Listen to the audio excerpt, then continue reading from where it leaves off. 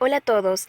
En este momento ustedes escucharán los temas correspondientes de la cátedra Pedagogía General. Para ello les invito a relajarse y hacer pausas en el audio cuando sea necesario. La primera unidad se llama La Pedagogía como Ciencia de la Educación.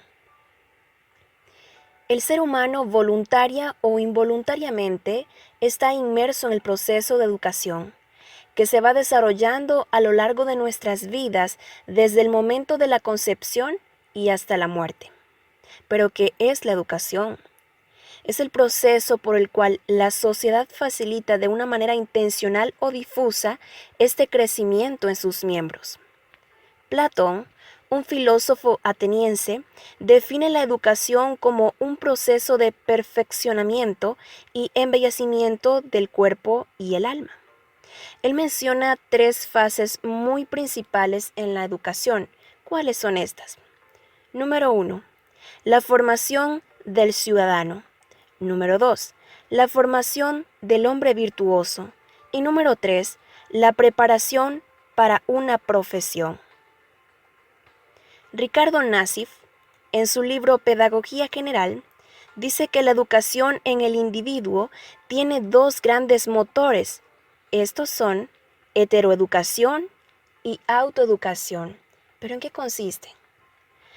La heteroeducación consiste en el proceso educativo impuesto en que el individuo es formado, y la autoeducación se da cuando el individuo mismo busca tomar la información e integrarla a su cúmulo de conocimientos. La palabra educación proviene del latín educare, que significa criar, nutrir o alimentar. También proviene del latín extucere, que significa sacar o conducir desde adentro hacia afuera. Me llama mucho la atención acá porque hay muchas definiciones en cuanto a la educación y hay dos definiciones muy específicas que incluyen la heteroeducación y la autoeducación. Para la heteroeducación, ¿en qué consiste la educación? Bueno, esta consiste en una influencia externa que configura al individuo. Para la autoeducación, ¿en qué consiste? Es un desarrollo interior que hace que el individuo se configure a sí mismo. También podemos mencionar a Kotler. Kotler dice que el proceso educativo es bastante complejo y largo, y para él hay tres fases muy importantes en la educación. ¿Cuáles son estas fases? Número 1. La educación como desarrollo. Número 2. La educación como disciplina. Y número 3. La educación como formación. ¿En qué consiste la primera? Bueno, la fase de educación como desarrollo, podemos decir que en esta fase es el educador quien impulsa los cambios en los conocimientos del educando. ¿Pero en qué consiste la educación como disciplina? También podemos mencionar que esta surge cuando el desarrollo no se deja a su libre albedrío, sino que se guía para controlarlo y también podemos decir para estimularlo. La tercera y última fase, según Kotler, es la educación como formación. Y dice que el educador busca transmitir conocimientos y no solamente eso, sino también transmitir orientaciones a sus discípulos. Me puedo preguntar en qué consiste la importancia de la educación. Muchos pueden dar sus definiciones, pero para mí, la importancia de la educación es que ésta permite al individuo obtener un aprendizaje para un cambio en su persona y en la sociedad. Además, provee conocimientos y no dudamos de que la educación enriquece la cultura, el espíritu, los valores y todo aquello que nos caracteriza como seres humanos. También podemos decir que existen diferentes tipos de educación. Tenemos la educación formal, la educación no formal y la educación informal. Ahora, ¿en qué consisten cada una de ellas? La educación formal, pues, es un aprendizaje ofrecido normalmente por un centro de educación o formación, con carácter estructurado y que concluye con una certificación. El aprendizaje formal es intencional desde la perspectiva del alumno. Muy bien, ahora, ¿en qué consiste la educación no formal? Se refiere a todas aquellas instituciones, ámbitos y actividades de educación que, no siendo escolares, han sido creados expresadamente para satisfacer determinados objetivos. Educación informal. Muy bien, hablemos ahora acerca de la epistemología de la pedagogía. La epistemología viene del griego episteme, que significa conocimiento, y logos, que significa estudio. Entonces, la epistemología es la rama de la filosofía cuyo objeto de estudio es el conocimiento. Hablemos de la pedagogía. La pedagogía viene del griego paidion, que significa niño, y agogos, que significa guía o conductor. Esta es la ciencia que tiene como objeto de estudio la educación, con la intención de organizarla para cumplir con determinados fines establecidos a partir de lo que es deseable para una sociedad, es decir, el tipo de ciudadano que se quiere formar. Si unimos epistemología de la pedagogía, podemos definirla como el estudio de la pedagogía, que es un conjunto de saberes para resolver problemas en educación, es decir, que se refiere a la reflexión pedagógica sobre los problemas que presenta la educación. La pedagogía nosotros la conocemos como una ciencia, es correcto, pero también cuando se habla de una ciencia orientada a comprobar su cientificidad, se la vincula como una ciencia experimental, como una ciencia espiritual o como una ciencia cultural. También podemos definir a la pedagogía como una ciencia descriptiva, como una ciencia narrativa y como una ciencia tecnológica. Además de eso, algunos científicos también la conciben como una ciencia histórica. Existe una comunidad que se encarga del estudio y desarrollo de esta ciencia, y además puede encontrarse leyes que la rigen. Estas leyes son: relación entre el proceso formativo y la vida, relación entre lo instructivo, lo educativo y lo desarrollador, relación entre el proceso formativo y la actividad. Y también tenemos métodos generales de investigación, como son los empíricos y también los teóricos. Tenemos el concepto de investigación educativa. Un concepto de educación investigativa podemos definirla como un proceso sistemático que consiste en la recogida de información fiable y válida.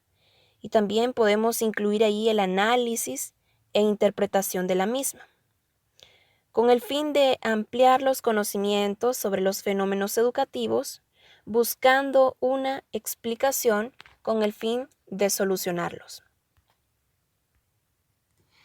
Existen dos leyes determinadas a partir de las consideraciones teóricas desarrolladas.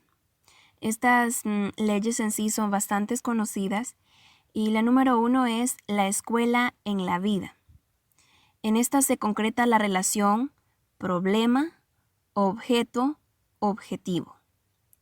La segunda ley es la educación a través de la instrucción, en la que se concreta la relación objeto, contenido y método. Estas dos leyes han sido recreadas como el vínculo del proceso educativo con la sociedad, es decir, el vínculo del proceso docente educativo con la vida. En este contenido hay algunas definiciones que se consideran importantes y por lo tanto yo voy a compartirlas. La primera es el problema. El problema configura todas aquellas dificultades, conflictos, falencias, vacíos o mayormente conocido como lagunas en el conocimiento. Estas se presentan en el objeto y a los cuales deben enfrentarse el sujeto para solucionarlos. También se presenta la definición de el objeto. El objeto es la vida misma, es la realidad objetiva, es el entorno comunitario o contexto social o familiar. También tenemos el objetivo. El objetivo es la aspiración presente en el currículum escolar, la meta, el propósito, los fines de la educación, los logros que el estudiante debe alcanzar en el proceso de enseñanza-aprendizaje. Y aquí podemos abarcar los logros cognitivos, que es el saber, los logros procedimentales, que es el saber hacer, y los logros actitudinales, que es el ser, convivir. Pedagogía y su relación con las ciencias auxiliares. Pedagogía y biología. La biología ayuda a conocer del ser humano la estructura morfológica, su adaptación biológica y desarrollo orgánico. Pero, ¿qué relación existe entre la pedagogía y la biología? Para que exista un buen aprendizaje tiene que haber una buena estructura mental. Se tiene que conocer las condiciones específicas del desarrollo humano. Sabemos que un niño de 3 años y uno de 5 no tienen la misma estructura mental y cada uno tiene su grado de aprendizaje. ¿Será que existe alguna relación entre la pedagogía y la psicología? Nosotros sabemos de que la psicología se refiere a los hechos de la actividad mental, la inteligencia, la memoria, el aprendizaje, el estudio del comportamiento. Hablemos entonces de la pedagogía y la psicología. El maestro necesita conocer la conducta psicológica del alumno, pues es en esta ciencia la que nos va a permitir conocer la parte anímica del ser humano. Es decir, también están involucrados los maestros, los padres y las demás personas que intervengan en la formación del alumno. También encontramos la pedagogía y la antropología. La antropología es la ciencia que estudia al hombre desde los puntos de vista biológicos, especialmente en el concepto de raza. En conjunto, la antropología constituye un recurso auxiliar para la pedagogía y desde luego para otras ciencias. Así analiza el origen del ser humano, su desarrollo como especie social y los cambios en sus conductas según pasa el tiempo. También podemos mencionar la pedagogía y la política. Podemos también nosotros reconocer de que la política es la actividad humana que tiende a gobernar o dirigir la acción del Estado en beneficio de la sociedad. Entonces, la pedagogía se auxilia de esta ciencia, ya que necesita reglas y normas para llevar a cabo la organización educativa. Es decir, que cada una de estas ciencias tienen relación con la pedagogía. De una u otra forma, da muchos aportes a esta ciencia. Agentes educadores. La escuela es una organización conformada por diversos elementos que intervienen de una forma u otra para lograr un objetivo común, en este caso la transmisión del conocimiento sistemático y universal. Hay algunos elementos que forman parte del conocimiento y de la educación de los estudiantes. Entre ellos podemos mencionar jefes del sector, supervisores, directivos, maestros, alumnos y padres de familia. Hablemos un poco acerca de la escuela. La escuela es la comunidad educativa específica, el órgano de la educación sistematizada, es el lugar donde esa educación se cumple y se ordena. no puede desprenderse de la sociedad a que pertenece, sino por lo contrario es una de sus manifestaciones socioculturales con una finalidad pedagógica. La escuela no tiene poder por sí sola, sino que lo obtiene por delegación de la familia, la iglesia y el Estado. Hablemos de la familia. La familia es la más directa e interesada en la formación de sus hijos, ella más que cualquier otra institución. Y desde el punto de vista histórico, la familia es el primero de los poderes educativos. La educación con conciencia de serlo, es decir, con intencionalidad y cierto sistematismo, tuvo su origen en el seno familiar. Encontramos a la iglesia.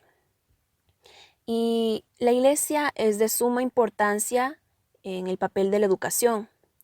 Su papel en la educación abarca no solo la defensa de los principios que se refieren a la preservación de la dignidad, sino también a su formación social, moral y espiritual. Encontramos al Estado. Desde cualquier ángulo que se le analice, el Estado constituye un poder educacional. El papel del Estado en la educación es decisivo. El Estado debe promover la educación del pueblo a través de las leyes básicas y generales, que orienten la estructura de la escuela pública para todos los que la deseen. También otro elemento que influye en la educación del estudiante es la sociedad. Y la sociedad cumple así sus funciones de comunidad educadora, presionando sobre el hombre de múltiples ángulos y dictando normas para la ejecución de la educación sistematizada. Como agente educador, la comunidad juega un doble papel. Por un lado es renovadora y por el otro es conservadora. Ahora, la importancia de los agentes educativos es que ninguno de estos elementos puede dejar de existir sin que se destruya la relación del hecho educativo. Así que estos son algunos de los agentes educadores que intervienen en la educación de los estudiantes. En este momento hablaremos sobre los problemas pedagógicos. Y cuando hablamos de los problemas pedagógicos, nos referimos a cualquier situación que afecta de manera negativa el rendimiento académico, como la actitud ante los estudios, la conducta del individuo dentro del aula, la relación con los compañeros y maestros, la asistencia al aula. Y también podemos mencionar que las causas del fracaso escolar o problemas pedagógicos pueden ser divididas en externas y en personales. ¿En qué consisten cada una de ellas? Bueno, las externas son aquellas que se definen como factores que afectan al estudiante porque lo rodean pero que son ajenas a él, tales como la familia, la escuela y la sociedad. Los problemas en la familia, por supuesto, suelen influir en el comportamiento de los niños o alumnos, en su conducta y en su rendimiento académico. Las causas internas son aquellas que afectan de manera particular a los alumnos porque lo involucran directamente, es decir, las causas personales.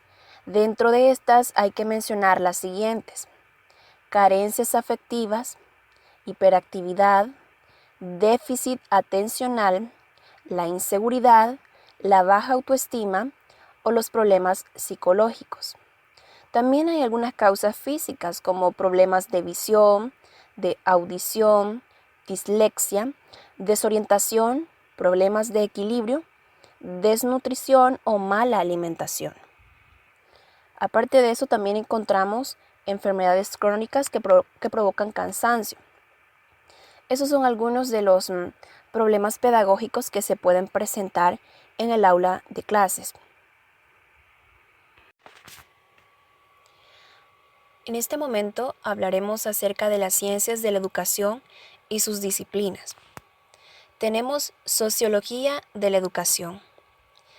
La sociología de la educación es una de las ciencias que apoya a la pedagogía y a la práctica educativa.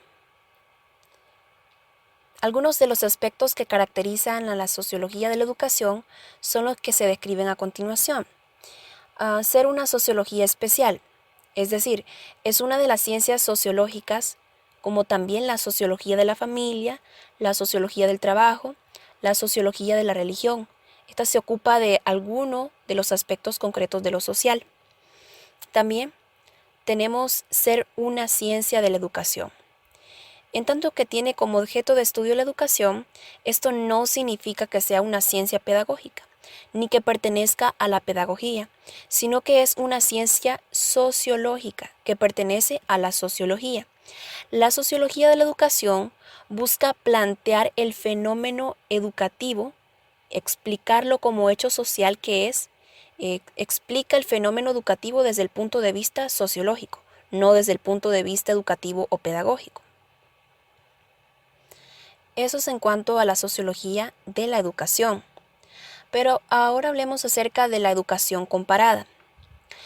La disciplina de educación comparada es considerada por varios estudiosos de dicha área de conocimiento como una ciencia de la educación. En cuanto al objeto de estudio de la educación comparada, el método, su finalidad y utilidad y hasta su denominación, mucho se ha discutido. Pero podemos decir que la educación comparada es la ciencia que estudia los sistemas educativos o aspectos de este mediante el método comparativo con el fin de contribuir a su mejora. Su objeto de estudio es descubrir, estudiar, comparar el complejo entramado que es el método por excelencia utilizado está constituido por 4 etapas o fases, los cuales son descripción, interpretación, yuxtaposición y comparación. Economía de la educación. La economía de la educación, pues, es el estudio de asuntos económicos relacionados con la educación, incluyendo demandas de educación y la financiación y provisión de esta. De la economía de la educación no hay mucho que hablar, porque una de las áreas que son más estudiadas es la psicología de la educación. Ahora, esta es la rama de la psicología cuyo objeto de estudio son las formas en las que se produce el aprendizaje humano dentro de los centros educativos. De esta forma, la psicología educativa estudia cómo aprenden los estudiantes y en qué forma se desarrolla. ¿Cuál es el objeto? El objeto es pues diferente al de la psicología general, pues la psicología de la educación tiene como objeto explicar el aprendizaje, no solamente el aprendizaje, sino también el comportamiento, el proceso de enseñanza-aprendizaje, es decir, todo aprendizaje requiere un cambio de comportamiento. ¿Cuáles son las características? La psicología de la educación se interesa por el estudio de la conducta humana en situaciones educativas que no tienen límite de tiempo, lugar y personas. La psicología educativa trata de difundir los modos más saludables de atravesar las distintas etapas de la vida desde el nacimiento hasta la vejez. La psicología educativa educa a los padres que no conocen la importancia de su comportamiento con respecto a sus hijos ni las consecuencias que pueden ocasionar algunas actitudes que ellos creen inocentes. La psicología en el ámbito educativo aporta al docente los constructores teóricos necesarios para el manejo del proceso educativo. Su estudio es vital para la comprensión del proceso de formación y desarrollo armónico de la personalidad del estudiante. Es decir, su función no es señalar los fines últimos de la educación, sino que ayuda a precisar estos fines, a mostrar lo que es posible alcanzar y las vías posibles a utilizar, aparte de lo que es contrario, porque esto resulta incompatible con las leyes de desarrollo mental. Eso es referente en cuanto a las ciencias de la educación. Ya mencionamos algunas que son las más conocidas y las más sobresalientes. Unidad número 2. Pensamiento pedagógico desde el helenismo hasta la Ilustración. Vamos a hablar acerca de la Edad Antigua. Y en la Edad Antigua encontramos a 3 personajes muy reconocidos. Encontramos a Sócrates, encontramos a Platón y encontramos a Aristóteles. Cada uno de ellos en la Edad Antigua hizo aportes al pensamiento pedagógico. Entonces, dentro de ellos vamos a resaltar las ideas más principales. Sócrates. Sócrates quería que el alumno aprendiera y cumpliera un objetivo educativo. Sócrates fue el primero que hizo ser partícipe al alumno. Usó métodos activos como interrogante, diálogo, reflexión y otros. También aportó la idea concreta y la inducción. Es decir, la inducción es aquella que forma parte del razonamiento y que consiste en establecer una ley o una conclusión general a partir de la observación de hechos o cosas particulares. Entonces, esas son algunas de las cosas más importantes o reconocidas por Sócrates. También tenemos a Platón. Platón estableció las reglas fundamentales donde se ha desarrollado todo pensamiento educativo y filosófico. Platón fundó una escuela de filosofía, modelo, de las modernas instituciones universitarias. Para Platón, la educación se halla vinculada con presuposición filosófica de la interrelación total del cosmos y de la operación de la armonía y el equilibrio de la naturaleza. Platón proponía que después de los 5 años de las cosas que hacían en Grecia clásica, los niños pasarán a institutos especiales en donde se les educara en la parte física y espiritual. Esos son algunos de los elementos primordiales que encontramos en Platón.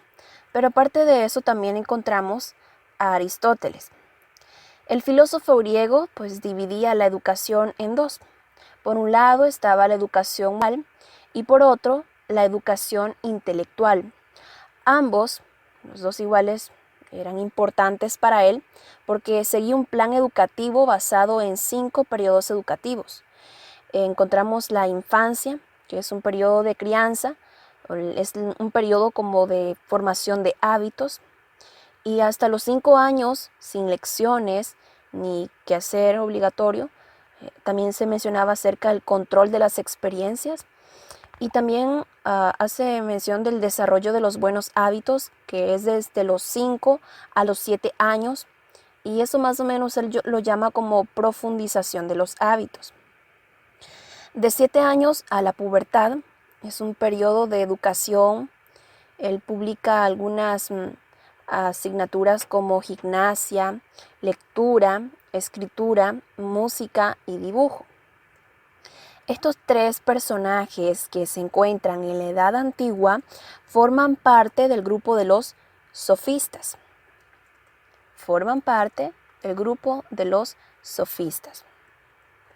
Pero también encontramos a otros personajes que están inmersos en las diferentes etapas de la historia. San Agustín de Hipona, Tomás de Aquino, eran conocidos como los patrística. Cada uno de ellos también hizo aportes al pensamiento pedagógico. Encontramos a San Agustín de Hipona. Él enseñaba que cada uno de nosotros llevamos el conocimiento dentro de nosotros, pero faltaba desarrollarlo. Su conocimiento de cada cosa lo basaba en Dios porque creía que era la única persona infinita. Su filosofía la basaba en el conocimiento de la verdad de las cosas hacia la educación. También impartía conocimientos con personas de su comunidad para una mejor formación. Aparte de eso, también encontramos a Tomás de Aquino, que también es conocido como el ecólogo. En primer lugar, Tomás indagaba sobre el oficio del maestro, o para decirlo más adecuadamente, sobre el género de vida que debe abrazar aquel que se dedica a enseñar a otros. En segundo término, su reflexión se vuelve sobre el acto mismo de enseñar, lo que debemos llamar el arte de la enseñanza. Y tercero y último, es el pensamiento de Santo Tomás, el que apunta al fin de la educación directa como una relación con el fin natural y sobrenatural de la existencia personal del educando.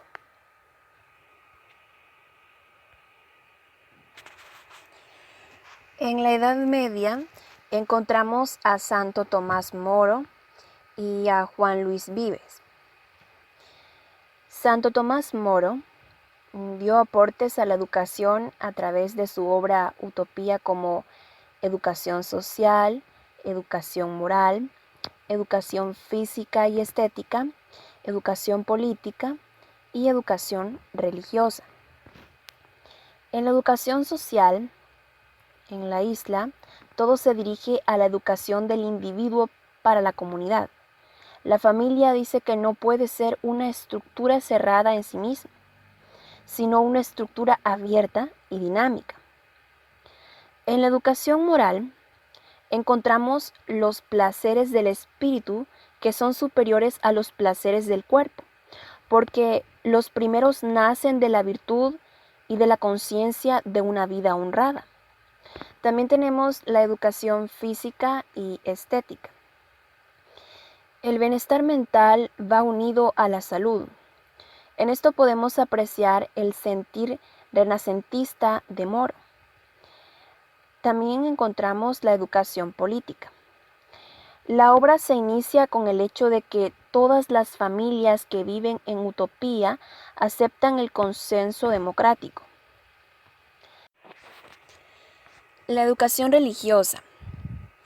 En este tipo de formación es una práctica pluralista y racional. Todas las religiones tienen el mismo fin de adorar la divinidad de la naturaleza. Eso es lo que dice Santo Tomás Moro.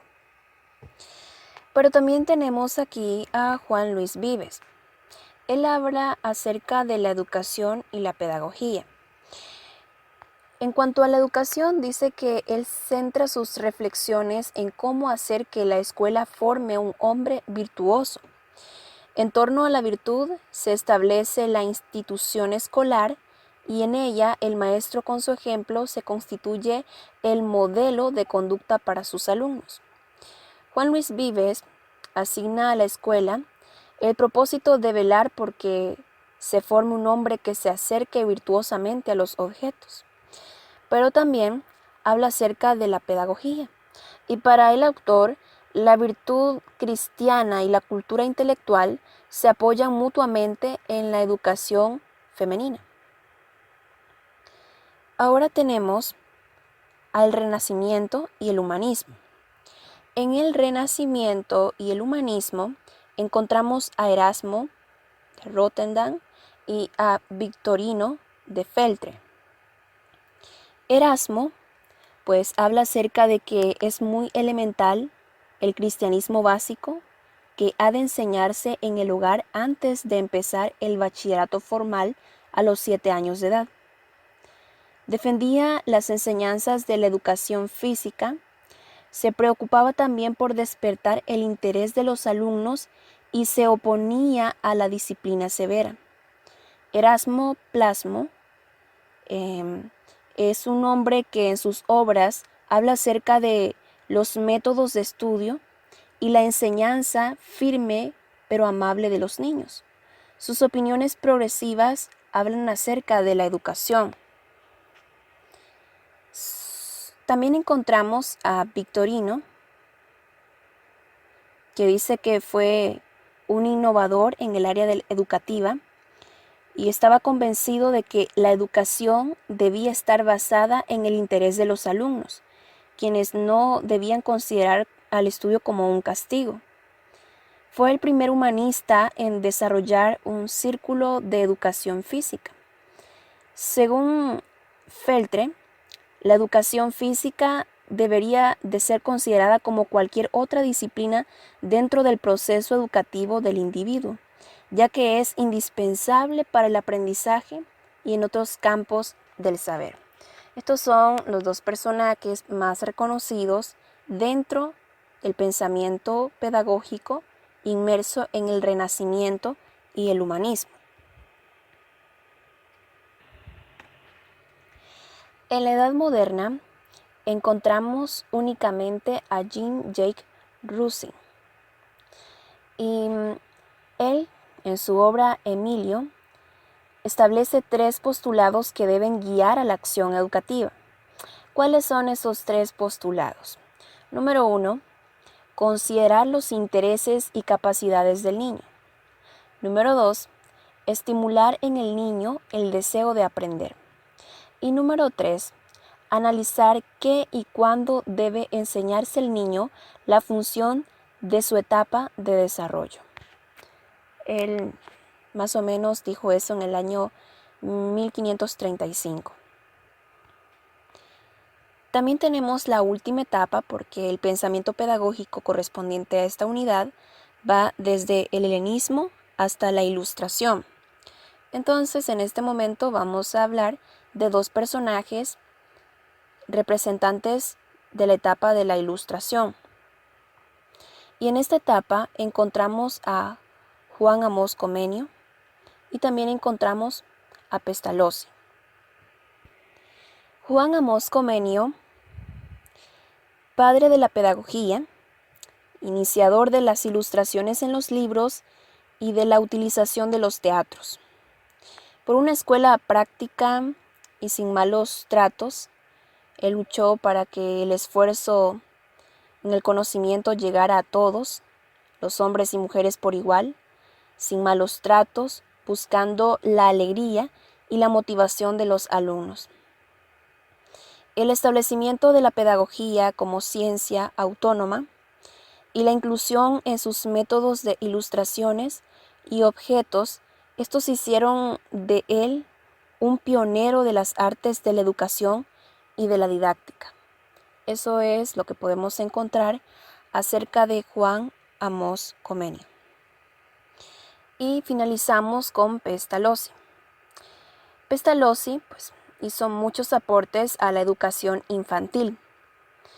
Pestalozzi pone énfasis sobre la educación y enseñanza en las primeras edades, recalcando la gran importancia que tiene esta educación sobre los niños de inicial y sobre todo en la vinculación que ésta tendrá en su desarrollo y aprendizaje futuro. Le dio importancia al desarrollo de los niños y puso en práctica la organización de experiencias y actividades por medio del juego. Para él, la educación no era llenar de conocimientos al niño, sino que se respete el ritmo de cada uno y así lograr que se desarrolle favorablemente. Eso es lo que dijo Pestalozzi y está en la etapa de la Ilustración. Entonces, estos son algunos de los pensamientos pedagógicos que podemos encontrar, resaltando algunos de los personajes más sobresalientes de cada una de estas etapas. La unidad número 3 habla acerca de las corrientes pedagógicas modernas. En esta encontramos 5 escuelas muy importantes. La escuela número 1 es la escuela positivista. La escuela número 2 es la escuela conductista. La escuela número 3 es la escuela nueva.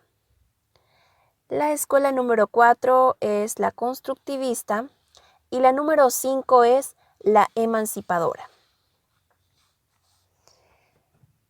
En estas corrientes pedagógicas modernas, yo he elaborado algunas preguntas para sacar lo más principal de estas escuelas pedagógicas. La escuela número 1 es la escuela positivista. ¿Qué es el positivismo? El positivismo es una corriente o escuela filosófica que afirma que el único conocimiento auténtico es el conocimiento científico y que tal conocimiento solamente puede surgir de afirmación positiva de las teorías a través del método científico. ¿De qué rama filosófica surge el positivismo? La respuesta es de la epistemología. Si recordamos, en la unidad número 1 se abordó el tema de la epistemología y la pedagogía, donde decíamos que epistemología es la rama de la filosofía cuyo objeto de estudio es el conocimiento. Entonces, la rama filosófica de la escuela positivista es la epistemología. ¿Quiénes son los máximos representantes del positivismo? Tenemos a dos personajes muy reconocidos, Augusto Comte y Herbert Spencer. Augusto Comte y Herbert Spencer. Augusto Comte representa la historia humana en 3 fases. ¿Cuáles son esas 3 fases? Número 1, estadio teológico. Número 2, estadio metafísico. Y número 3, estadio científico. ¿Cuáles fueron las 2 teorías psicológicas que surgieron desde el positivismo y estas aplicadas a la educación? Esas 2 teorías son teoría de la conducta y teoría Gestalt. Eso es referente a la escuela positivista. Ahora vamos a hablar un poco acerca de la escuela conductista. Los máximos representantes de la escuela conductista tenemos a Burrus Frederick Skinner. También tenemos a Edgar Thorndike, a Robert Gagné. ¿Y cuál fue la teoría que implementó Edgar Thorndike? La teoría que implementó fue conexionismo. Esta teoría es del aprendizaje de Thorndike, representante la estructura del estímulo y respuesta, que se presenta en la psicología del comportamiento. El aprendizaje, pues, es el resultado de asociaciones formadas entre estímulos y respuestas. Y podemos decir también que tales asociaciones o hábitos se observan fortaleciéndose o debilitándose por la naturaleza y la frecuencia de las parejas entre el estímulo y la respuesta. Aparte de eso, podemos decir que el paradigma del estímulo y la respuesta estaba en el aprendizaje a partir de prueba y el error, en el cual las respuestas correctas vienen a imponerse sobre otros debido a gratificaciones. Y según muchos filósofos o estudiados, dicen que esta teoría del aprendizaje de Edgar pues ha funcionado mucho. La esencia de esta teoría es el estímulo y la respuesta. ¿Cuáles fueron las 3 leyes que consideró Thorndike o Edgar?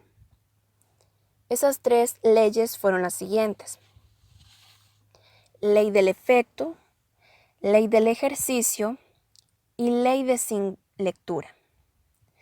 La ley del efecto dice que cuando una conexión entre un estímulo y respuesta es recompensado, la conexión se refuerza y cuando es castigado, la conexión se debilita. Todo esto va relacionado con el estímulo y la respuesta. También tenemos la ley del ejercicio. La ley del ejercicio sostiene que mientras más se practique el vínculo estímulo y respuesta, mayor será la unión. La ley de sin lectura dice que debido a la estructura del sistema nervioso, ciertas unidades de conducción en condiciones determinadas están más dispuestas a conducir que otras. Podríamos decir de que aquí en esta ley de sin lectura, el aprendizaje se daba cuando el vínculo se establecía dentro de un patrón observable de conducta. Y también podemos mencionar los tipos de reforzadores que implementó Skinner. ¿Cuáles fueron esos tipos de reforzadores? Número 1 tenemos positivo, negativo, extinción, castigo, múltiple, compuesto, concurrente y castigo. Todas estas elementos o tipos reforzadores están en la escuela conductista. Y la esencia de todo esto es la teoría del aprendizaje, estímulo, respuesta.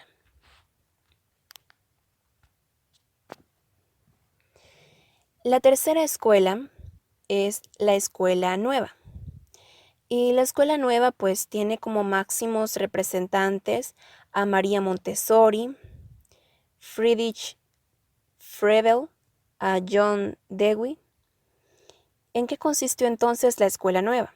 Bueno, la escuela nueva es como una corriente pedagógica reformada que trata de cambiar el rumbo de la educación tradicional. Aparte de cambiar el rumbo de la educación tradicional, también se busca cambiar el intelectualismo y depositante, dándole un sentido libre y activo. Y pues esta nace como movimiento de renovación escolar pedagógica. Los métodos enseñanza y desarrollados en la escuela nueva, según sus autores, son la individualización, la socialización, la autoeducación y la globalización. Ahora, ¿cuáles fueron los aportes de María Montessori a la educación? Los aportes de María Montessori es que basó sus ideas en el respeto hacia los niños y en su impresionante capacidad de aprender. Cuando hablamos de capacidad de aprender, nos referimos al proceso de enseñanza-aprendizaje, mayormente conocido como PEA. Promovió también la actitud motriz como eje de la inteligencia y una estrecha relación de afecto entre maestro y estudiante. Ahora, ¿cuál fue el aporte de Friedrich Froebel en la educación? Porque ese también es otro de los máximos representantes de la escuela nueva. Ahora, nosotros vemos de que la filosofía de la educación de Froebel se basa en 4 principios fundamentales.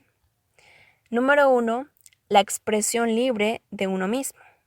Número 2, la creatividad. Número 3, la participación social. Y número 4, la expresión del motor. Alguien nos podría preguntar, explique en qué consistió la relación maestro-estudiante con el método impulsado por la nueva escuela. Pues la metodología de enseñanza se basó en la enseñanza libre y activa. En este sentido, el maestro toma en cuenta el punto de vista del estudiante, quien se maneja libremente. También toma en cuenta el espacio educativo y que no se limita únicamente al aula de clases, es decir, va más allá y el educador realiza evaluaciones formativas, corrigiendo errores y ofreciendo retroalimentación inmediata al estudiante, dejando atrás enseñanzas autoritarias y tradicionales. La escuela número 4 es la escuela constructivista.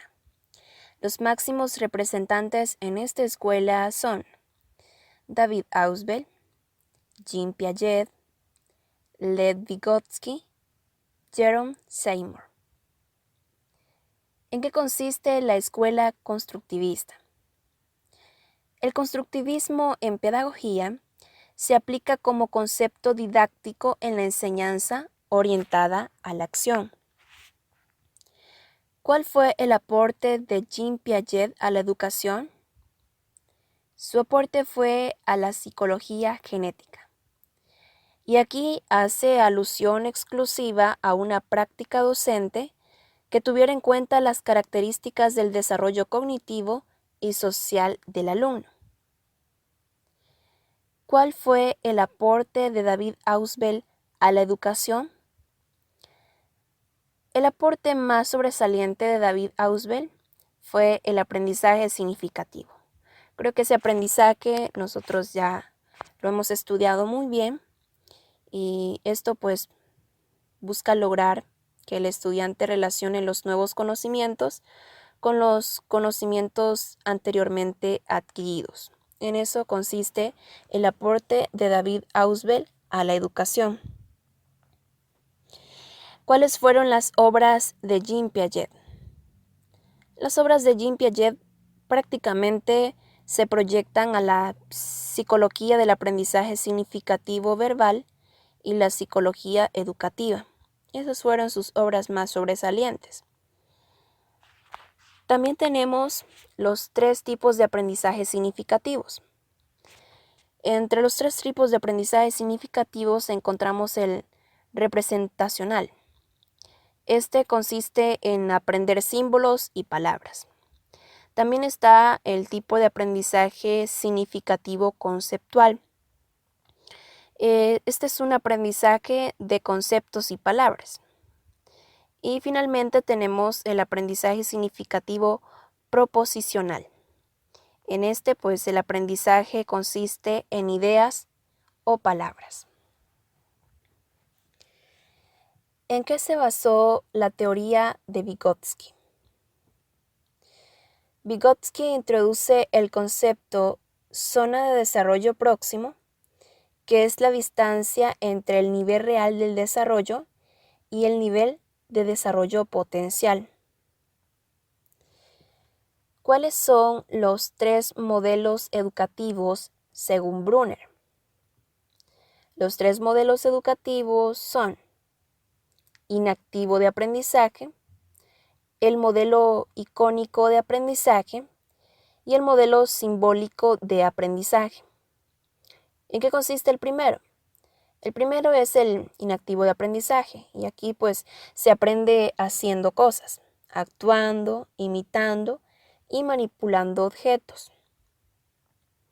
En el modelo icónico de aprendizaje implica el uso de imágenes o dibujos. Y en el último modelo educativo, según Brunner, que es el modelo simbólico de aprendizaje, este pues es el que hace uso de la palabra escrita, y no solamente la palabra escrita, sino también la palabra hablada. En la escuela número 5, que es la escuela emancipadora, los personajes o representantes de esta escuela es Anton Makarenko y Paulo Freire. ¿Quiénes? Anton Makarenko y Paulo Freire. ¿En qué consiste la escuela emancipadora? El concepto puede hacer mención al área donde se desarrolla la clase, al aprendizaje, a la metodología empleada por el maestro profesor o al conjunto de docentes de una institución enseñando la realidad social de un país. Otra de las preguntas que nos pueden surgir en esta escuela emancipadora es las metodologías presentadas por Paulo Freire en la educación emancipadora. Y me llama mucho la atención porque aquí dice que a través de la valoración del individuo como ser único, podemos resaltar de que el estudiante es un ser irrepetible y necesario, es un ser valioso para el proceso educativo centrado en el diálogo. ¿Y cuál fue el primer libro escrito por Makarenko? Encontramos el libro Marcha del año 30, inmerso el poema pedagógico. También podemos hablar acerca de los 3 objetivos de la escuela emancipadora. Entre los 3 objetivos encontramos la escuela para la equidad en el campo y la ciudad y todos los pueblos. Escuela pública gratuita en todos los niveles y la magnitud. Y el último objetivo es la escuela pública encargada de la educación de los adultos. ¿Cómo podemos explicar brevemente la base de la educación comunista? La base de la educación comunista, esta en sí propone un modelo educativo que vincule la vida del trabajo con la escolar, para que la primera incorpore el principio de la ciencia a la rutina laboral, haciéndola un acto consciente con el objetivo final de eliminar la división social del trabajo. En estas escuelas o corrientes pedagógicas modernas podemos sacar muchas ideas importantes y partiendo de que estas escuelas nos ayudan a ver la importancia de la pedagogía, cada una de ellas tienen elementos o características e incluso máximos representantes que podrían ser las claves para recordar estas corrientes pedagógicas. La unidad número 4 habla acerca de la pedagogía y competencias. Y aquí encontramos los 4 pilares de la educación. Estos son aprender a conocer, aprender a hacer, aprender a vivir juntos y aprender a ser. ¿En qué consisten cada uno de estos pilares? El primer pilar, que es aprender a conocer, significa adquirir los instrumentos de la comprensión. Esto implica aprender a aprender, implica ejercitar la atención, ejercitar la memoria, ejercitar el pensamiento. Aprender a hacer implica poder para influir en el propio entorno. También significa capacitar a la persona a hacer frente a un gran número de interacciones y a trabajar en equipo. Desarrollar la calificación profesional para el mundo del trabajo. El otro pilar de la educación es aprender a vivir juntos. Esto significa participar y cooperar con los demás. Implica comprender al otro, desarrollar distintas formas de interdependencia. En el otro pilar de la educación encontramos aprender a ser. Ser es un rasgo de la personalidad y esto significa proceso fundamental que recoge las anteriores. Esto implica desarrollar la propia personalidad, desarrollar la autonomía del juicio y responsabilidad personal. Estos son los 4 pilares de la educación. Pilar número 1, aprender a conocer. Pilar número 2, aprender a hacer. Pilar número 3, aprender a vivir juntos. Y pilar número 4, aprender a ser. Ahora trataremos los 7 saberes necesarios según Edgar Morin.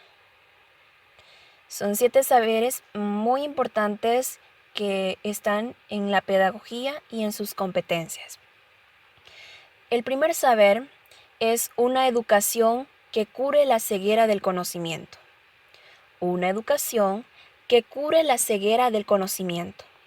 Y es que todo conocimiento conlleva el riesgo del error y de la ilusión. La educación del futuro debe contar siempre con esa posibilidad. El conocimiento humano es frágil y está expuesto a alucinaciones, a errores, por eso debemos enseñarles a convivir con sus ideas sin ser destruidos por ellas mismas. Ese es el primer saber según Edgar Morin. El segundo saber es una educación que garantice el conocimiento pertinente. El conocimiento pertinente es siempre y al mismo tiempo general y a la vez particular. En ese punto, Morin introdujo una pertinente distinción entre la racionalización y la racionalidad, que atiende simultáneamente a lo general y a lo particular. Es decir, este segundo saber solamente trata del conocimiento general y del conocimiento particular. El tercer saber es enseñar la condición humana. Conocer el ser humano es situarlo en el universo y al mismo tiempo separarlo de él. Al igual que cualquier otro conocimiento, el del ser humano también debe ser contextualizado. Saber número 4. Enseñar la identidad terrenal. La identidad personal aquí debe convertirse en uno de los mayores objetos de la educación. Es decir, saber de dónde venimos. Esa es una identidad terrenal.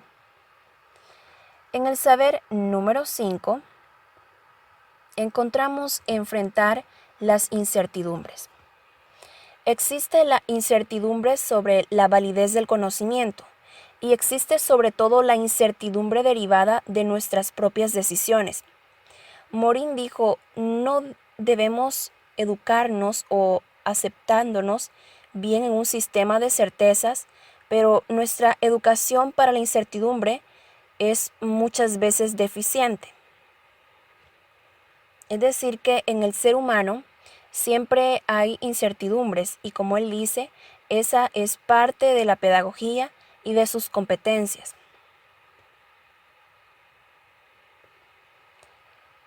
En el saber número 6, él habla acerca de enseñar la comprensión. La comprensión se ha tornado una necesidad crucial para los humanos.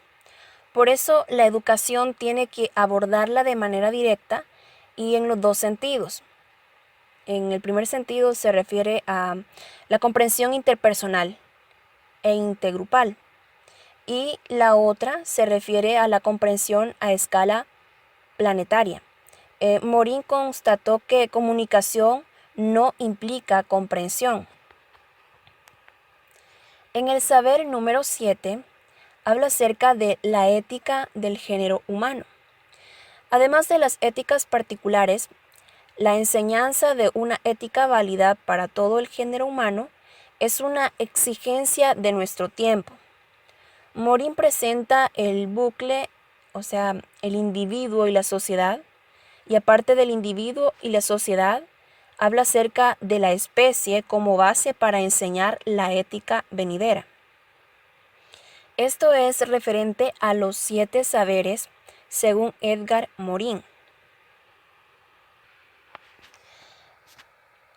Ahora hablaremos sobre la teoría de la acción comunitaria según Habermas. La acción comunicativa es definida como una interacción mediada por símbolos. Tiene como núcleo fundamental las normas o reglas obligatorias de acción que definen formas recíprocas de conducta y ha de ser atendida y reconocida. Habermas, que es el dueño de esta teoría de la acción comunicativa o comunitaria, dice de que contempla la acción comunicativa y el mundo de la vida como conceptos complementarios. En concreto, la acción comunicativa puede considerarse como algo que ocurre dentro del mundo de la vida. En esta teoría se dice que existen 3 mundos. ¿Cuáles son estos 3 mundos?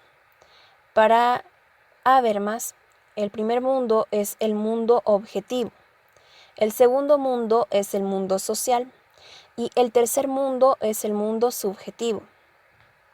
¿En qué consisten cada uno de ellos?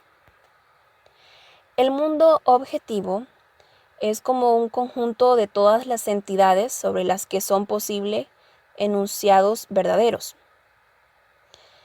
En la teoría número 2, que es el mundo social, se puede definir como un conjunto de todas las relaciones interpersonales legítimamente reguladas.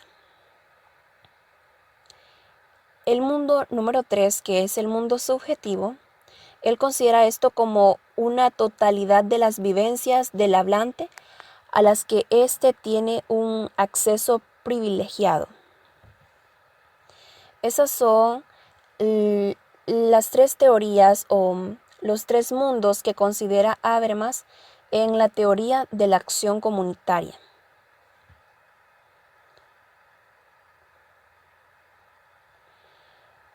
Ahora hablamos acerca de la pedagogía de la integración según Rogers. La pedagogía de la integración emplea el término competencias básicas, es decir, en esta pedagogía de la integración, el elemento primordial o el elemento principal del cual se habla en toda la teoría es competencias básicas. Esa es la clave. Y podemos ver de que Rogers entiende por competencias básicas como una competencia que debe ser necesariamente dominada por un alumno para poder entrar sin problemas en nuevos aprendizajes que lo involucren. En la integración de los saberes, pues él como que se refiere al proceso por el cual un alumno trasplanta un nuevo saber a sus saberes anteriores. Es decir, que como que reestructura en consecuencia su universo interior y aplica los saberes adquiridos a nuevas situaciones concretas. Precisemos además que se puede integrar solamente lo que se ha adquirido bien, es decir, los conocimientos que están bien fundamentados o que tienen una buena base. ¿Qué más podemos decir acerca de la pedagogía de la integración? La pedagogía de la integración no elimina las prácticas habituales de la clase, pero viene a completarlas. El enfoque por competencias de base también es llamado pedagogía de la integración, y esta en sí pretende tres objetivos esencialmente. ¿Cuáles son esos tres objetivos? El primer objetivo es dar sentido a los aprendizajes, mostrando al alumno para qué sirve todo lo que se aprende en la escuela. El segundo objetivo es acreditar las adquisiciones del alumno en términos de resolución de situaciones concretas y no en términos de una suma de saberes y procedimientos que el alumno suele olvidar y que no sabe cómo utilizarlo en la vida activa. El último objetivo de la pedagogía de la introducción es poner el acento en las competencias que el alumno debe dominar al final de cada año escolar y al final de la escolaridad obligatoria, más que sobre lo que el docente debe enseñar. Unidad número 5. Concreción del pensamiento pedagógico en El Salvador. Esta es la última unidad correspondiente a la Cátedra de Pedagogía General. Y aquí abordaremos las reformas educativas salvadoreñas. Encontramos la primera reforma, encontramos la de 1968.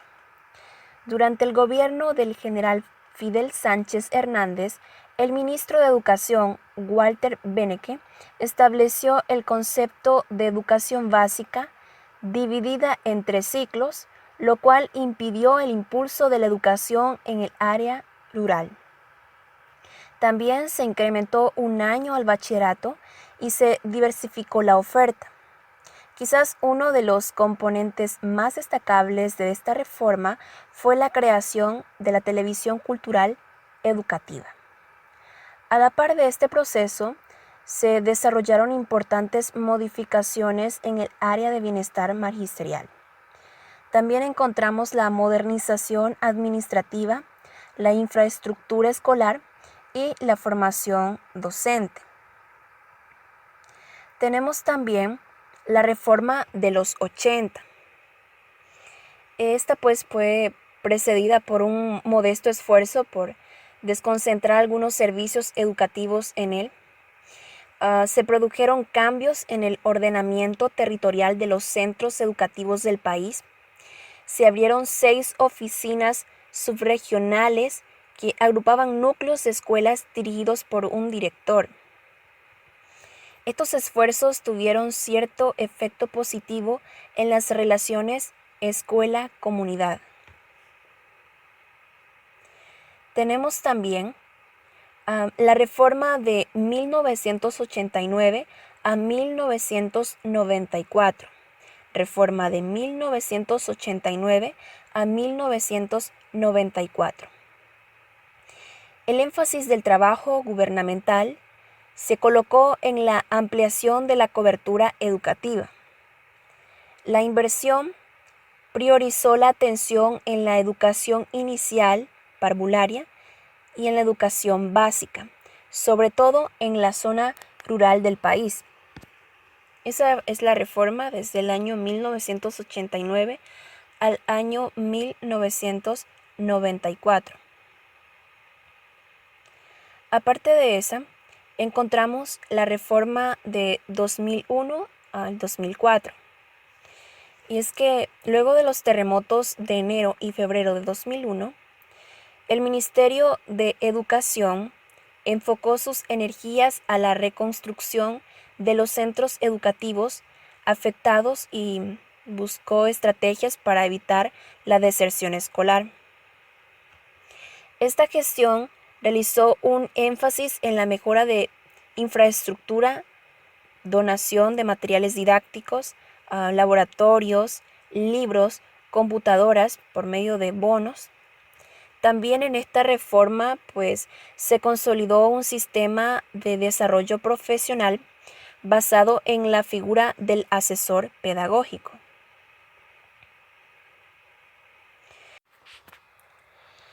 Plan 2021.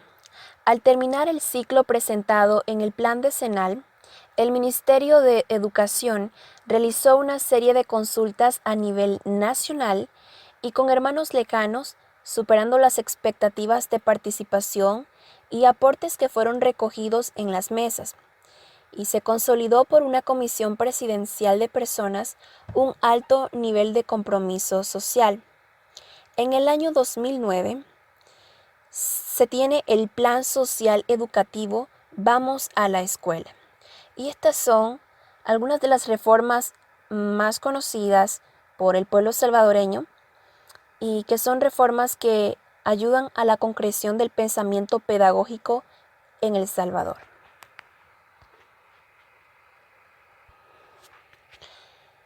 Políticas educativas salvadoreñas contemporáneas. Aquí solamente voy a mencionar 2 políticas de educación. Y la primera política de la cual voy a hablarles es de la educación inclusiva. La política de educación inclusiva busca de manera fundamental la erradicación gradual y efectiva de las barreras para el aprendizaje y poder garantizar las participaciones de todas y todos, eliminando condiciones de segregación, marginación y exclusión en pleno respeto a la garantía del derecho a la educación. En términos formales y en su primera fase de implementación, este objetivo se define como contribuir a la transformación gradual y efectiva del sistema educativo en términos de política cultural, prácticas pedagógicas e inversiones estratégicas que garanticen el cumplimiento del derecho a la educación para todos y todas. Esa es la primera ley de la política salvadoreña, que habla acerca de la educación inclusiva. Ahora hablaremos de la segunda ley, que es la educación y el desarrollo integral de la primera infancia.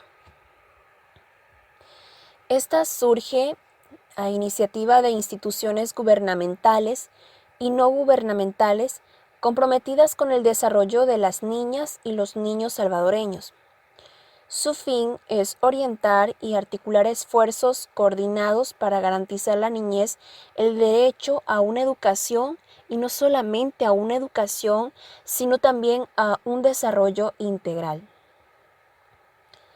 Para la construcción de la actual política, se desarrollaron 2 jornadas de discusión en las que participaron entidades que históricamente han realizado esfuerzo a nivel local y nacional para brindar una atención favorable al desarrollo pleno de nuestra infancia.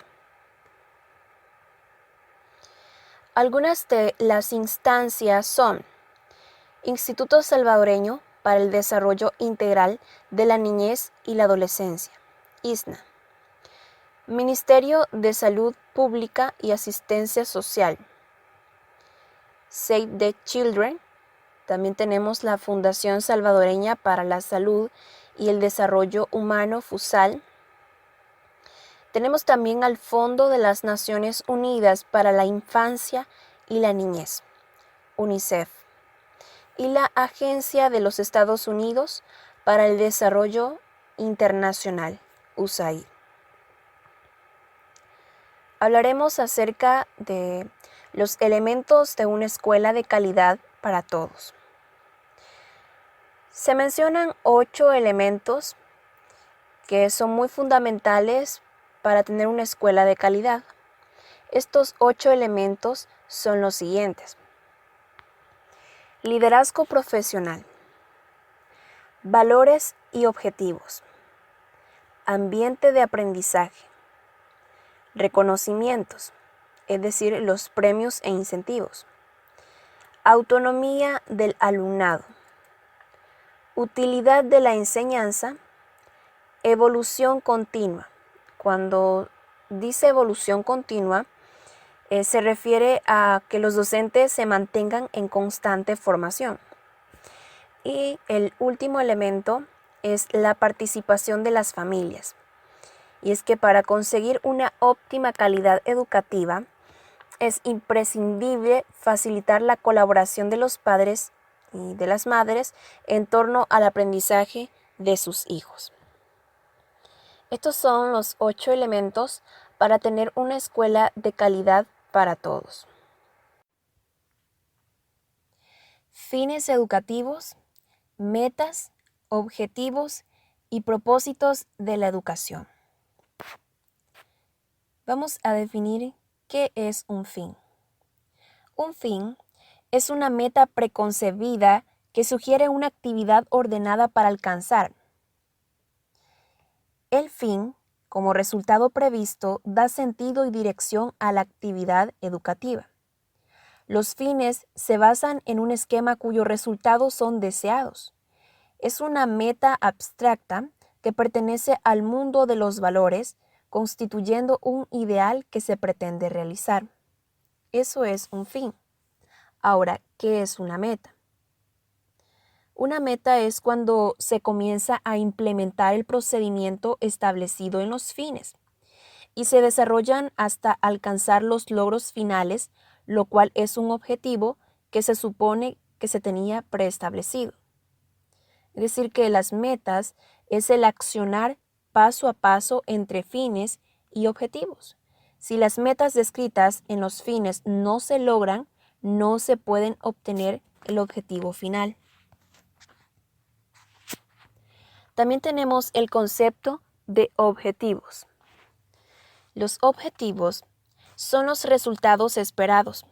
Son consecuencia de los fines y de las metas. Pertenecen al mundo de los bienes, o sea, algo concreto diferente a los fines. Además, tenemos el concepto de propósitos. El propósito es aquel que está sujeto íntimamente a la persona y constituyen una actitud mental muy personal que agrupa un conjunto de objetivos o deseos. Los propósitos son los objetivos convertidos en metas. Este concepto es muy parecido al de los fines. ¿Cuáles son los fines de la educación? Los fines de la educación nacional, según el artículo 2, dice que la educación deberá alcanzar los fines que al respecto señala la Constitución de la República. Entre esos fines podemos mencionar: lograr el desarrollo integral de la personalidad en su dimensión espiritual, moral y social. Contribuir a la construcción de una sociedad democrática más próspera, justa y humana. Otro de los fines que podemos encontrar es inculcar el respeto a los derechos humanos y la observancia de los correspondientes deberes. Combatir todo espíritu de intolerancia y de odio. Conocer la realidad nacional e identificarse con los valores de la nacionalidad salvadoreña. Y el último fin es propiciar la unidad del pueblo centroamericano. Estos son los fines de la educación nacional.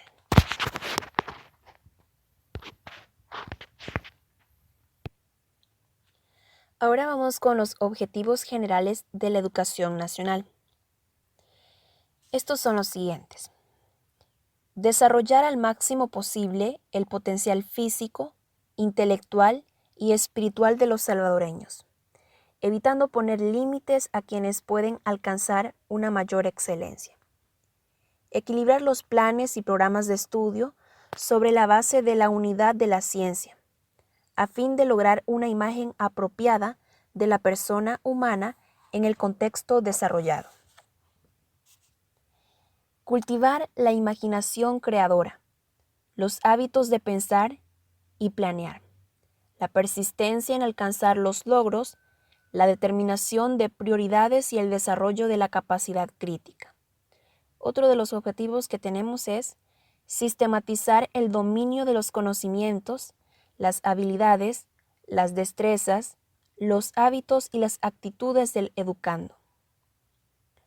También se busca propiciar las relaciones individuales y sociales en equitativo equilibrio entre los derechos y deberes humanos, cultivando las lealtades cívicas, es de la naturaleza, la relación interfamiliar del ciudadano también con la patria y de la persona humana con la cultura. Mejorar la relación de la persona y su ambiente utilizando formas y modalidades educativas que expliquen los procesos implícitos en esa relación. Y por último tenemos cultivar relaciones que desarrollen sentimientos de solidaridad, justicia, ayuda mutua, libertad y paz en el contexto del orden democrático. Esos son los objetivos de la educación nacional salvadoreña.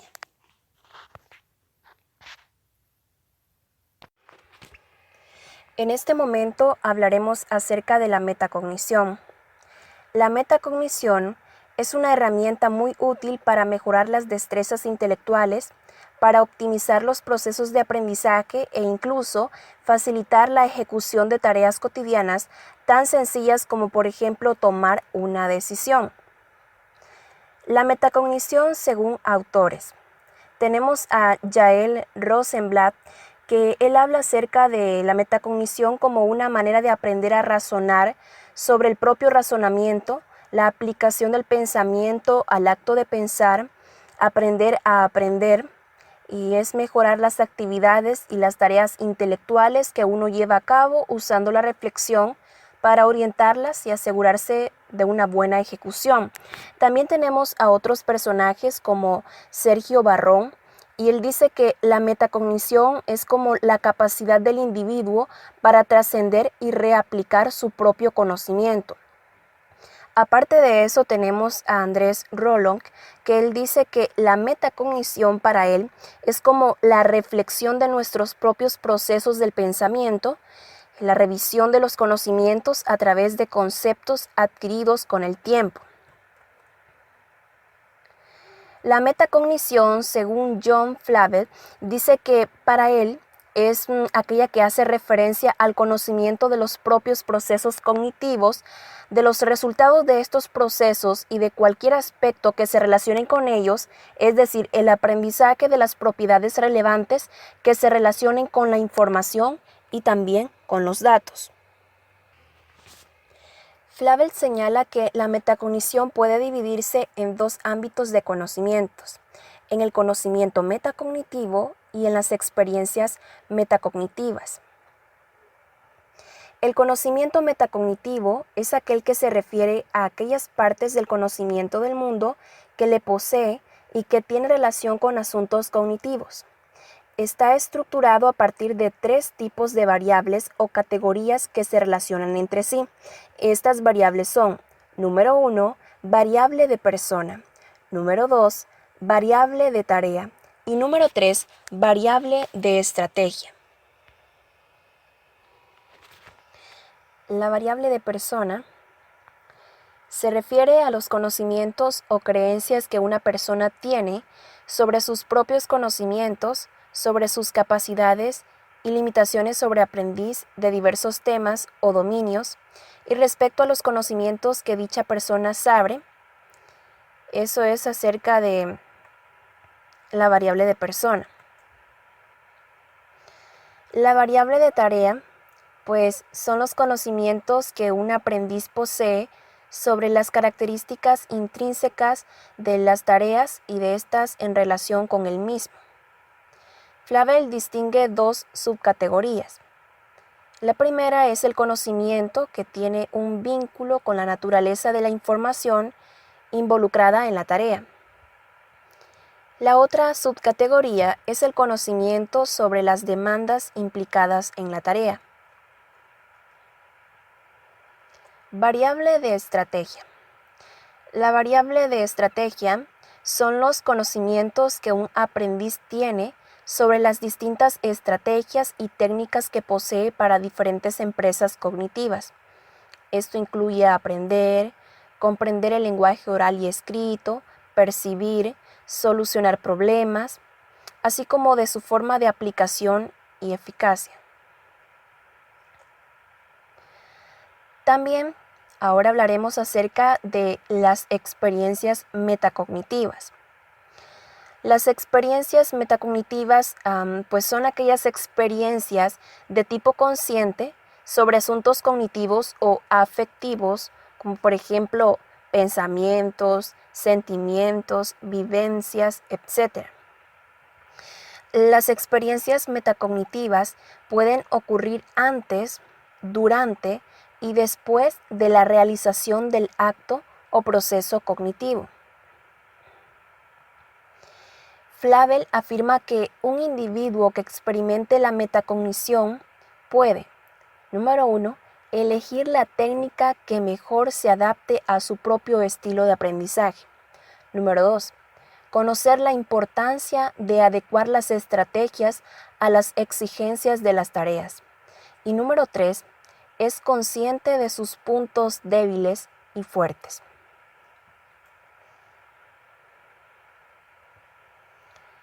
Según Buron, la metacognición se destaca por 4 características. Sí, por 4 características. Estas características son: número 1, llegar a conocer los objetivos que se quieren alcanzar con el esfuerzo mental. Número 2, posibilidad de la elección de las estrategias para conseguir los objetivos planteados. Número 3, autoobservación del propio proceso de elaboración de conocimientos para comprobar si las estrategias elegidas son las adecuadas. Y número 4, última característica, según Buron, en cuanto a la metacognición, es la evaluación de los resultados para saber hasta qué punto se han logrado los objetivos.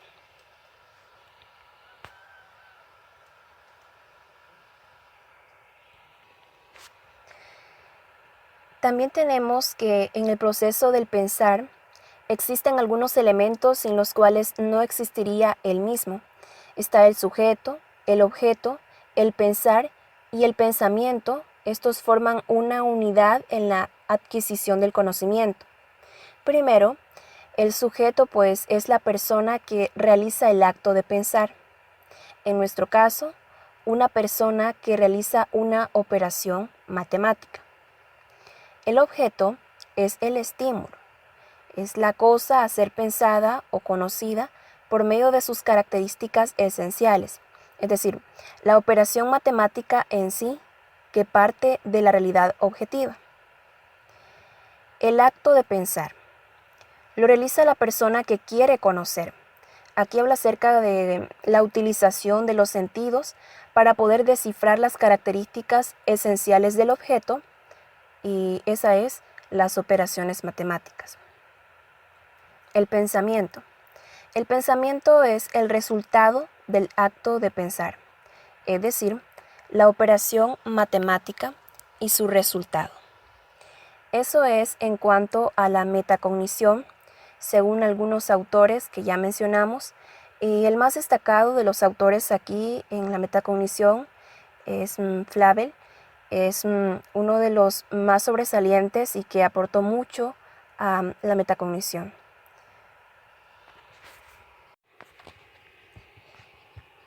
Inteligencias múltiples.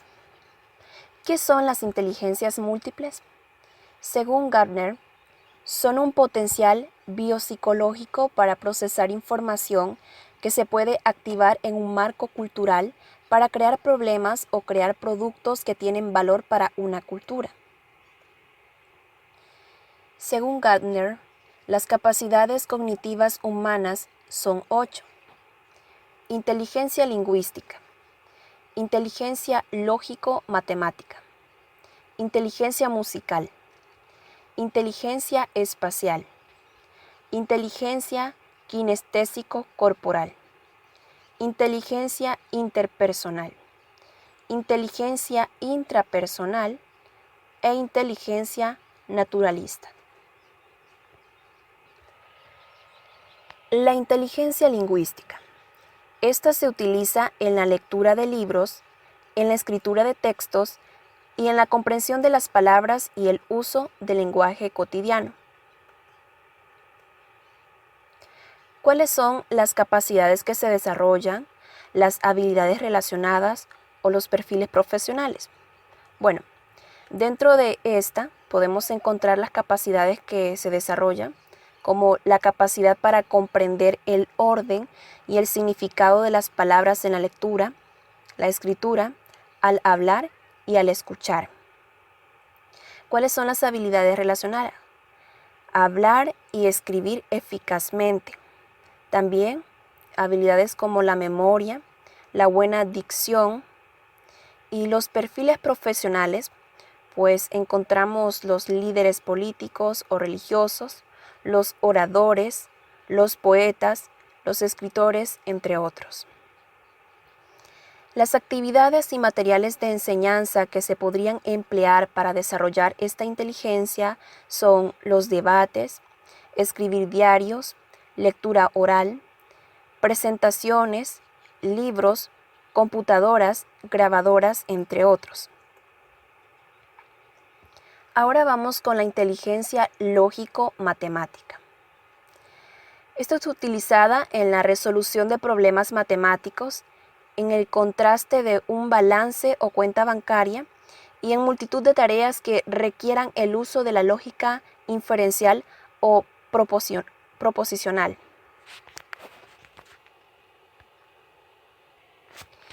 La capacidad que desarrollan es la capacidad para identificar modelos abstractos en el sentido estrictamente matemático, calcular numéricamente, formular y verificar hipótesis, utilizar el método científico y los razonamientos inductivo y deductivo. Los perfiles profesionales: economistas, ingenieros, científicos, matemáticos, contadores, entre otros. Las actividades y materiales de enseñanza que podrían emplear para desarrollar esta inteligencia las encontramos en la resolución de problemas abstractos, en cálculos mentales, juego con números, calculadoras, entrevistas cuantitativas, entre otros. Inteligencia musical. Se utiliza al cantar una canción, componer una sonata, tocar un instrumento musical o al apreciar la belleza y estructura de una composición musical. Capacidad que desarrolla. Capacidad para escuchar, para cantar, tocar instrumentos, así como analizar sonido en general. Habilidades relacionadas. Crear y analizar música. Los perfiles profesionales. Aquí encontramos a los músicos, los compositores, los críticos musicales y las actividades o materiales de enseñanza que se podrían emplear para desarrollar esta inteligencia es cantar, tocar instrumentos, escuchar música, asistir a conciertos o cintas de música. Inteligencia espacial. Se utiliza en la realización de desplazamientos por una ciudad o edificio, en comprender un mapa, orientarse, imaginarse la disposición de unos muebles en un espacio determinado o en la predicción de la trayectoria de un objeto móvil. Capacidades que desarrolla.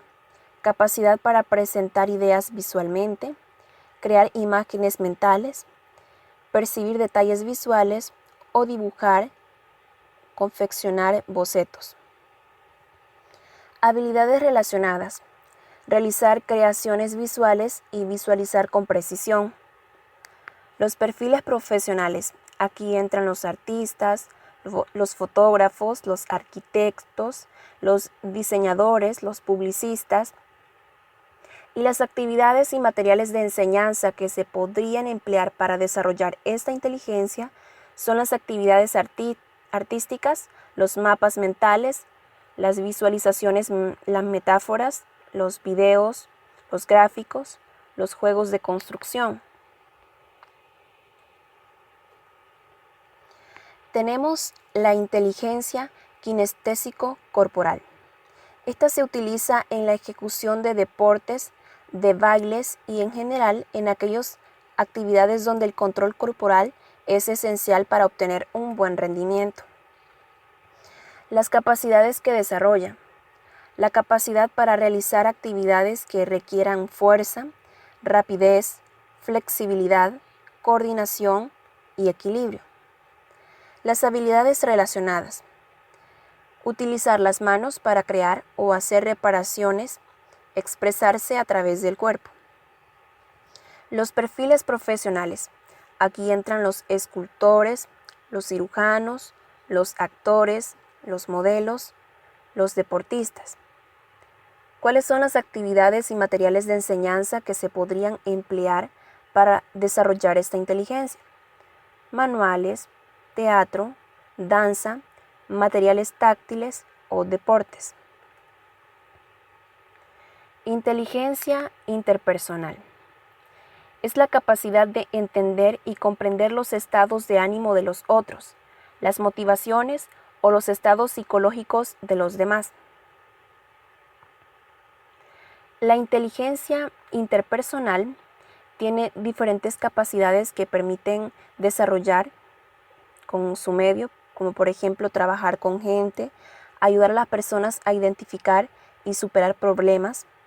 Las habilidades relacionadas, encontramos la capacidad para reconocer y responder a los sentimientos y personalidades de los otros.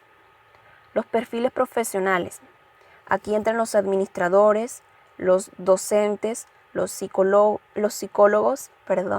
los abogados y los terapeutas.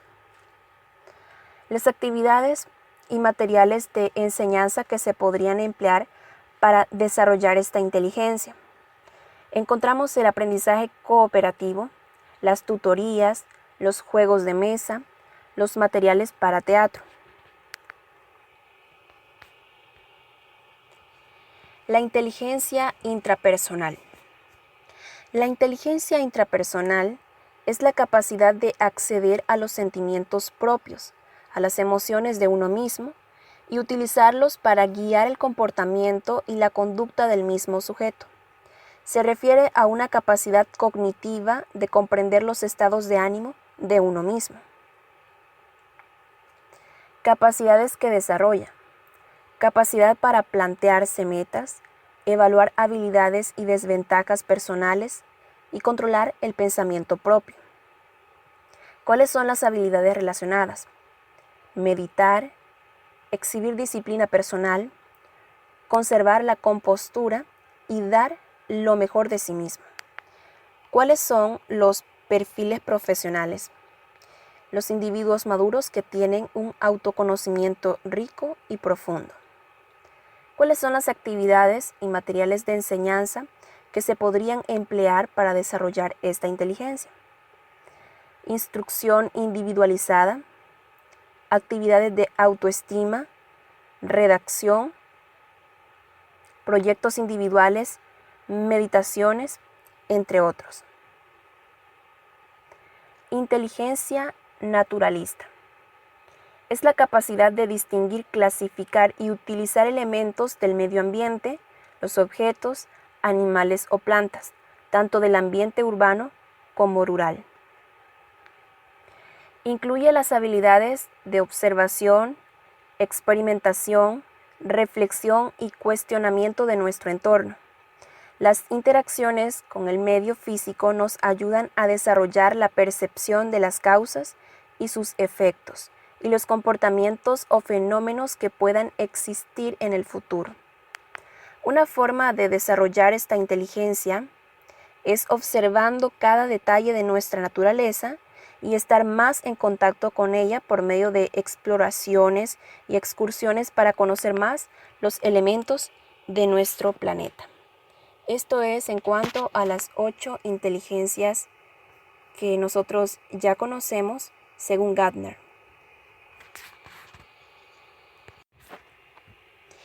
Estilos y ritmos de aprendizaje. Los estilos de aprendizaje son las preferencias o tendencias generales que una persona utiliza como método propio para aprender. También, son estrategias que de alguna manera utilizamos cada uno de nosotros para aprender. Existen 3 tipos de estilos de aprendizaje. Número 1, aprendizaje visual. Número 2, aprendizaje auditivo. Y número 3, aprendizaje kinestésico. El aprendizaje visual, podemos decir que el estudiante aquí prefiere utilizar dibujos, imágenes y tiene una visión espacial. Los colores y las fotografías ayudan a entender mejor lo que se aprende. Utiliza mapas mentales, reemplaza las palabras por imágenes, colores y utiliza mayúsculas y minúsculas. En el aprendizaje auditivo, el estudiante prefiere utilizar sonidos, ritmos y música para su aprendizaje. Utiliza sonidos para que le ayuden a recordar cosas o a visualizarlas. Cuando tiene que memorizar un texto, lo hace con ritmo o le adjudica una canción. Si hay alguna canción que le motiva especialmente, la pone una y otra vez para aclarar sus ideas. El aprendizaje kinestésico. Aquí el estudiante prefiere utilizar su cuerpo, las manos o el tacto. Se centra en las sensaciones físicas que podría experimentar en cada situación. Para realizar afirmaciones, describe los sentimientos físicos que le producen las acciones. Aquí también utiliza objetos físicos siempre que es posible. Ritmos de aprendizaje. Los ritmos de aprendizaje son aquellos que podemos definir como la capacidad que tiene un individuo para aprender de forma rápida o lenta un contenido. El ritmo de aprendizaje es la velocidad en la que una persona va a aprender. Los ritmos de aprendizaje tienen especial vinculación con los siguientes factores: edad del individuo, madurez psicológica, condición neurológica, motivación, preparación previa, dominio cognitivo de estrategias, uso de inteligencias múltiples y la nutrición. ¿Cuál es la clasificación de los ritmos de aprendizaje? Encontramos el ritmo de aprendizaje rápido, ritmo de aprendizaje moderado y ritmo de aprendizaje lento. En el ritmo de aprendizaje rápido, se dice que un alumno tiene un ritmo de aprendizaje rápido cuando realiza o aprende un procedimiento habiéndolo realizado una sola vez. Sorprende por su rapidez al realizar las actividades y su gran capacidad de repetición de información a corto y largo plazo. El ritmo de aprendizaje moderado. Un niño con ritmo de aprendizaje moderado se encuentra dentro de la media de su grupo, realiza las actividades en el tiempo que se determina para ello y suele retener grandes cantidades de información o realizar procedimientos después de analizarlos o probarlos. Ritmo de aprendizaje lento. Cuando los niños se tardan demasiado en realizar las actividades, parece que no retienen la información y necesitan que se les explique varias veces cómo se realiza un procedimiento. Podemos determinar que su ritmo de aprendizaje es lento. El ritmo de aprendizaje puede variar dependiendo la asignatura, la motivación o las circunstancias de cada niño. ¿Cuáles son algunas estrategias que se pueden abordar? Número 1. Resulta estratégico para la planificación pedagógica que el docente, al iniciar el año escolar, realice una adecuada evaluación diagnóstica a fin de poder determinar los ritmos de aprendizaje de cada estudiante. Número 2. Investigar cuál de las inteligencias múltiples predomina en él. Con qué capacidad es capaz de razonar una situación problemática, entre otras. Otra estrategia es que, partiendo de la información recopilada, el docente estará en capacidad de valorar el ritmo de aprendizaje de cada uno de sus alumnos. También no debemos olvidar un factor determinante en las relaciones escolares, como lo es la apreciación y las actitudes de los representantes con respecto al desempeño de su representado. Este tipo de representante, estimulado tal vez por algún capricho psicosocial, exige un alto y rápido aprendizaje, desconociendo los daños que se le pudieran estar causando al estudiante. Es aquí donde el papel del docente orientador debe entrar en escena para hacerle comprender a ese representante que lo importante no es la rapidez con la que aprende su representado, sino la efectividad y la calidad del aprendizaje. En consecuencia, se le debe respetar el ritmo de aprendizaje de cada alumno. No se les debe presionar exigiéndoles más de lo que pueden dar en ese momento, ya que el riesgo de bloque y de frustración psicológica pues sería fatal. Eso es en cuanto a los ritmos y a los estilos de aprendizaje.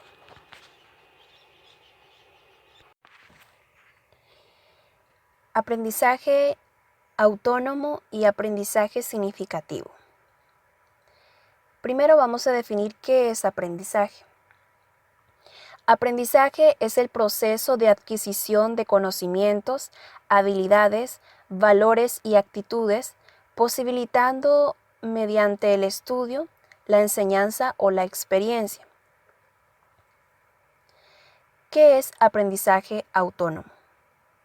El aprendizaje autónomo es un proceso que permite a la persona ser autor de su propio desarrollo, eligiendo los cambios, las estrategias, las herramientas y los momentos que considere pertinentes para aprender y poner en práctica de manera independiente lo que ha aprendido. ¿Cuáles son las ventajas del aprendizaje autónomo? Número 1. Se crea un sentido de responsabilidad, mas no de obligación, en los estudiantes. Número 2. Fomenta la curiosidad y la autodisciplina. Ventaja número 3. El estudiante aprende a innovar e investigar por sí mismo. ¿Cuáles son las competencias que se desarrollan con el aprendizaje autónomo? Entre las competencias más reconocidas encontramos el liderazgo, el trabajo en equipo, la comunicación efectiva, la responsabilidad social, el pensamiento crítico, el aprendizaje autónomo, la capacidad para resolver problemas y el emprendimiento. También tenemos, pues, la definición de estas, encontramos el liderazgo. El liderazgo es aquello que inspira confianza en un grupo, lo guía hacia el logro de una visión compartida y genera en ese proceso desarrollo personal y social.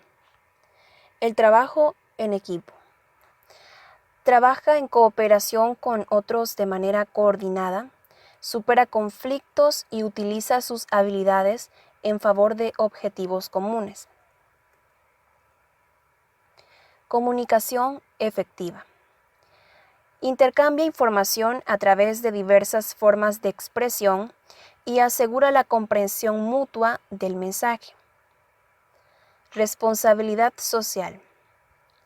Asegura que sus acciones producirán un impacto general positivo en la sociedad y en la promoción y protección de los derechos humanos. Pensamiento crítico. Analiza e interpreta en contextos específicos argumentos o proposiciones. Evalúa y argumenta juicios de valor. Aprendizaje autónomo.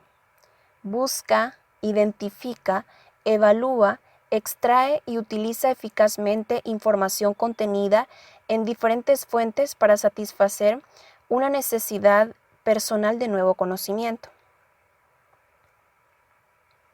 La capacidad para resolver problemas. Reconoce y comprende un problema, diseña e implementa un proceso de solución y evalúa su impacto. En el emprendimiento, pues encontramos que este transforma ideas en oportunidades y acciones, en acciones pero concretas, ¿verdad?, de creación de valor para la organización y la sociedad. ¿Cuáles son las herramientas que se pueden utilizar para promover el aprendizaje autónomo? Encontramos el Internet, los libros, las aulas virtuales, los tutoriales. Ahora vamos con el aprendizaje significativo.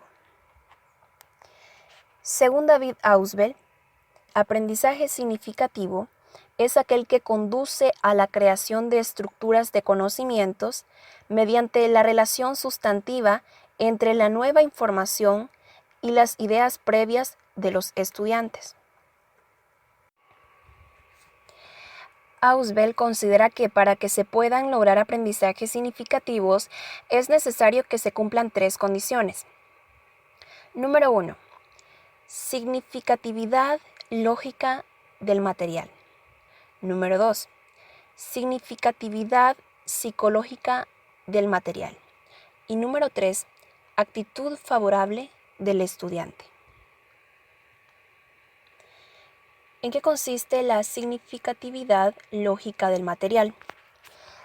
El material que presenta el maestro al estudiante debe estar organizado para que se dé una construcción de conocimientos.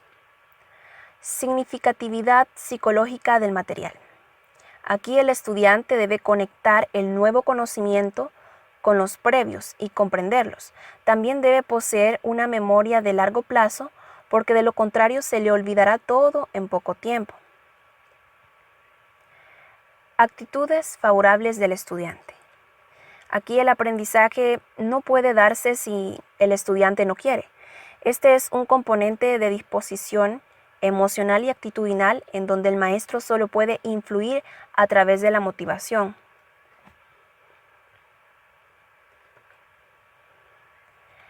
Tenemos los tipos de aprendizaje significativo según David Ausubel. Tenemos el aprendizaje de representaciones. También tenemos el aprendizaje de conceptos. Y por último tenemos el aprendizaje de proposiciones. ¿En qué consiste el aprendizaje de representaciones? En este, el individuo atribuye significado a símbolos, entre ellos tenemos los verbales y los escritos, mediante la asociación de estos con sus referentes objetivos. Esta es la forma más elemental de aprendizaje y de ella va a depender los otros dos tipos. Tenemos el aprendizaje de conceptos.